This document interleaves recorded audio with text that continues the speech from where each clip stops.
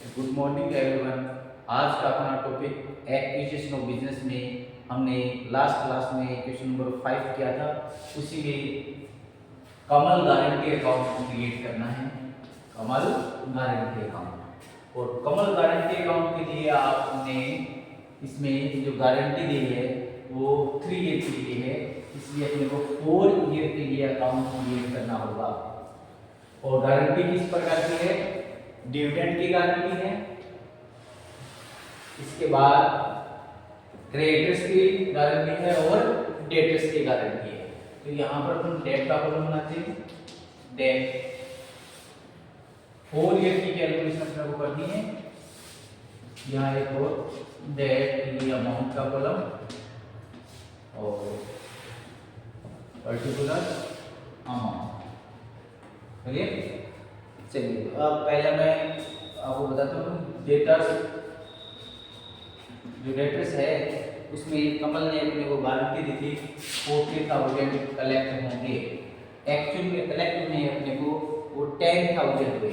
कितने में? 10,000। Guarantee fail हो गई 4,000 से, 4,000 से गारंटी फेल हो गई। इसी प्रकार से क्रेडिटर्स की गारंटी दी थी कि क्रेडिटर्स को आपको पेमेंट करना होगा 30,000, बट पेमेंट हमने किया है 40,000। एक्स्ट्रा पेमेंट 1,000, ये भी आपकी गारंटी फेल हुई 1,000 से। ठीक है, इसी प्रकार से एक गारंटी थी dividend. 8% every year dividend declare किया जाएगा, बट फर्स्ट ईयर हम डिविडेंड डिक्लेयर कर पाए वो 6%, सेकेंड परसेंट हम डिविडेंड डिक्लेयर कर पाए 11%। इस तरीके से अलग अलग अपने को डिविडेंड की रेट दे रखी है। उसके अकॉर्डिंग जो भी शॉर्टेज रही है उस शॉर्टेज को बेटा आपको डीआर में लिख देना है। देखिए कैसे बनेगा ये कमल गारंटी अकाउंट। सबसे पहले तो क्या करेंगे, यहाँ लिख देंगे बाय कमल। फर्स्ट ईयर स्टार्ट करो बाय कमल। गारंटी के रुपये से कितने रुपये रखे थे आपने? 3,000।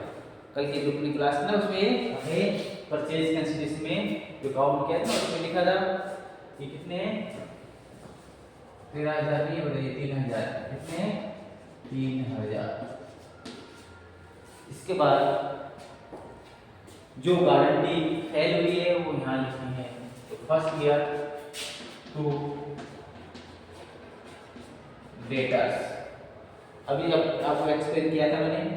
डेटर से आपको बताए थे उसने कमल ने 40,000, बट एक्चुअल में कलेक्ट हुए हैं 10,000। कितने में? 10,000। कितने की शॉर्टेज रहेगी? 4,000। मिस्टर कमल पेमेंट करेगा। गारंटी के अकॉर्डिंग जो कमी रहेगी वो मिस्टर कमल पेमेंट करेगा। कमल ने कहा था हमारे डेटर से आपको कलेक्ट होगी, आपका मतलब कंपनी को कलेक्ट होंगे वो 14,000 हो जाएंगे, बट एक्चुअल में कंपनी को कलेक्ट हो गया वो 10,000 हुए हैं। तो कितने की कमी रही है? वो रही है 4,000 की। तो 4,000 मिस्टर कमल को पेमेंट करना होगा। इसके बाद लेते हैं क्रेडिटर्स। क्रेडिटर्स है वो अपने को दे रखे इसमें। तो यहाँ क्रेडिटर्स को आप ऐसे लिखना बाय बैंक, ब्रेक में लिखना क्रेडिटर्स। ठीक है, 14,000 पेमेंट किया, 13,000 आपने बताए थे। एक्स्ट्रा पेमेंट करना पड़ा 1,000, यहाँ लिख देंगे 1,000। क्लियर? इसके बाद डिविडेंड की भी गारंटी दी थी कि आप एवरी ईयर 8% डिविडेंड डिक्लेयर कर पाएंगे, but first year dividend declare is 6%। कमल ने गारंटी अपने को क्या दी थी कि आप एवरी ईयर नेक्स्ट 3 ईयर तक 8% डिविडेंड डिक्लेयर कर सकते हो, बट फर्स्ट ईयर हमने डिविडेंड डिक्लेयर कर पाई कितना? 6%। तो 2% से शॉर्टेज रहेगी। तो 2% का पेमेंट मिस्टर कमल से कलेक्ट करना है। यहाँ लिखेंगे to profit and loss appropriation account या सरप्लस अकाउंट भी लिख सकते हो। ठीक है, सरप्लस अकाउंट। अब अपन देखते हैं कि 2% की कमी रहेगी। आपने कहा 8% हम डिक्लेयर कर पाए, कितना ही प्रॉफिट हुआ कि हम 6% की डिविडेंड डिक्लेयर कर पाए। तो 2% जो कमी रहेगी वो मिस्टर कमल से कलेक्ट करनी है। वो डिविडेंड की अमाउंट कितनी है वो अपने को चेक करनी है। क्लियर? आप बता सकते हो कितनी है? देखिए मैं बताता हूँ आपको।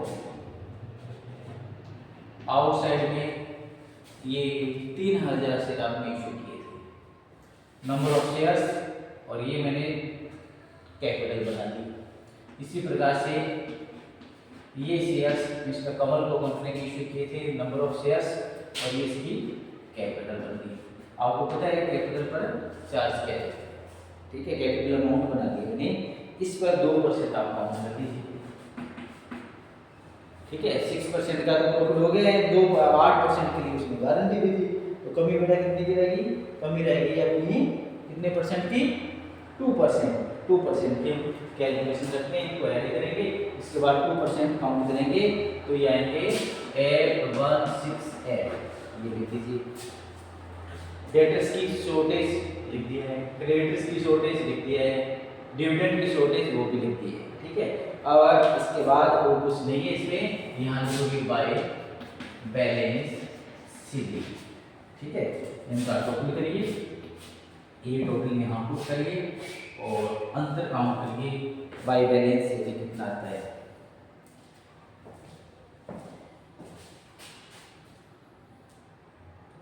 ठीक है, करके देखो, फटाफट नोट करिए इसको, सभी बच्चे नोट करेंगे और बैलेंस शीट कितना है वो देखिए।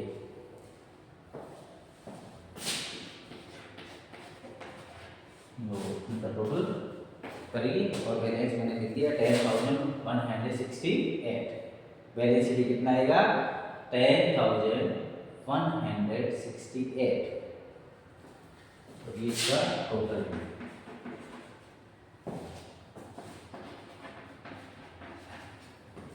ये अभी फर्स्ट ईयर कंप्लीट हुआ है, फिर आप ऐसे लिखोगे सेकेंड ईयर, यहाँ लिख दीजिए सेकेंड ईयर।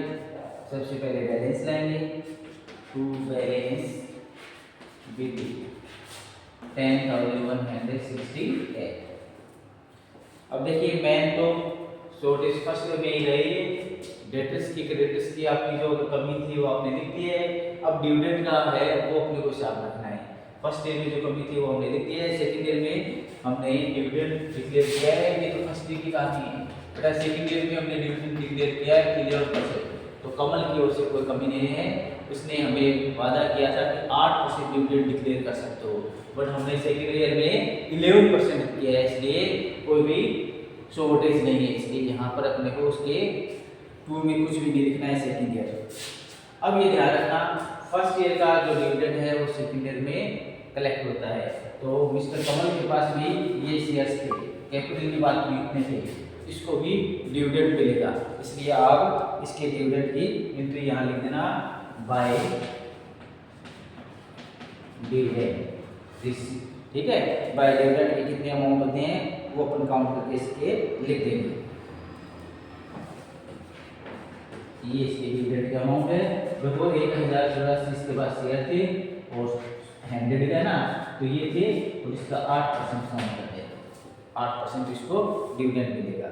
और इसके बाद लिखना बैलेंस शीट, अंतर काउंट कर दीजिए और अकाउंट क्लोज करिए सेकंड ईयर का। सेकंड ईयर का अकाउंट क्लोज कर दीजिए।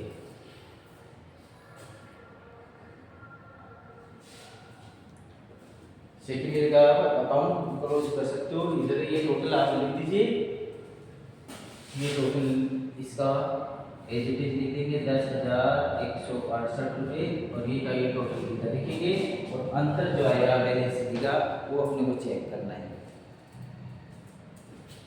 ये आएगा 146, 2 एरिया 6 से देखो 6 1496,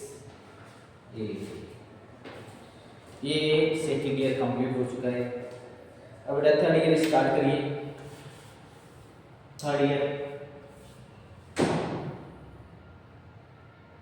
ये नोट कर लीजिए, फिर थर्ड ईयर स्टार्ट करते हैं।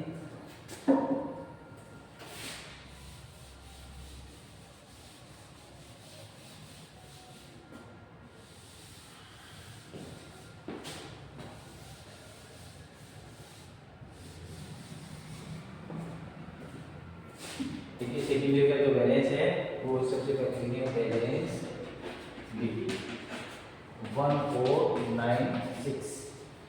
अब ये थर्ड ईयर स्टार्ट हो चुका है, इन्हें लाइनों को नीचे करते हुए लिखते जाना।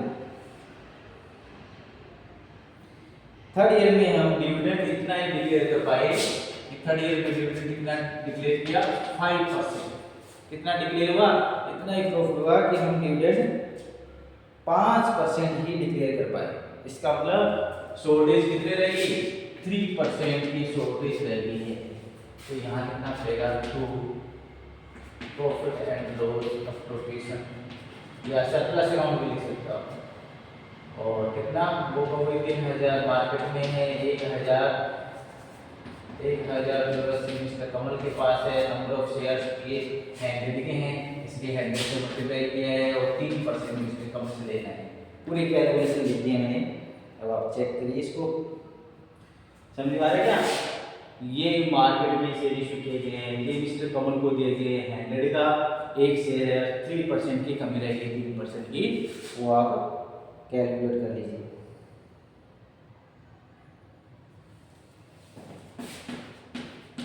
ये इसकी कैलकुलेशन है, इनका टोटल करिए और यहाँ लिख दीजिए बाय डिविडेंड।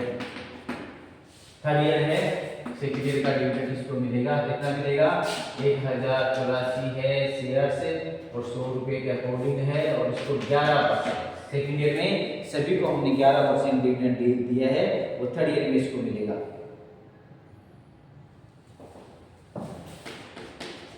ये इसका डिविडेंड है। फिर यहाँ लिखेंगे बाय बैलेंस शीट, खाता क्लोज कर दीजिए। ये खाता क्लोज हो गया है, अब इनका टोटल करके दे दीजिए थर्ड ईयर कंप्लीट। और इसमें third year, first year, second year, third year 3 वर्ष की इसने गारंटी दी थी, 3 वर्ष कंप्लीट हो गए हैं। अब फोर्थ ईयर में आपको क्या करना है, इसके सेटलमेंट की एंट्री करनी है, या तो इसके पैसे लेने हैं या इसको पेमेंट में पैसे देने हैं। अभी हम डिविडेंड इसका क्या कर रहे हैं, पेमेंट नहीं कर रहे, ठीक है, रोक रखा है। तो आपकी गारंटी का जो सिस्टम था first year, second year, third year वो कंप्लीट हो गया और फोर्थ ईयर स्टार्ट करके इसका सेटलमेंट आप कर दीजिए, मतलब या तो इससे पैसे ले लीजिए या इसको पेमेंट दे दीजिए। तो यहाँ के टू बैलेंस ओपनिंग बैलेंस 1824 रुपये और यहाँ का लिखिए बाय डिविडेंड। थर्ड ईयर का डिविडेंड मिलेगा, थर्ड ईयर में डिविडेंड मिला है सभी को, कभी रहने के बाद सभी को डिविडेंड मिला है 8%, तो इसको भी 8% डिविडेंड मिलेगा। ये 8% 86 ये। अब यहाँ पर अब फोर्थ ईयर में जब सेटलमेंट की आप एंट्री करो तो उस एंट्री में अपने को देखना है डीआर में कमी है या सीआर में, उसके अकॉर्डिंग इसका पेमेंट कर देंगे। अब देखो इधर तो है 8672 रुपये, ये टोटल कर दिया, फिर यहाँ टोटल रख दिया 8672 और यहाँ लिख दीजिए टू बैंक, पेमेंट कर दीजिए इसको, अंतर आएगा ना टू बैंक के बाद टू पहले सीडी में रखना है, इसका सेटलमेंट करना है 6000। इसका टोटल देखते हैं अंतर कितना आता है।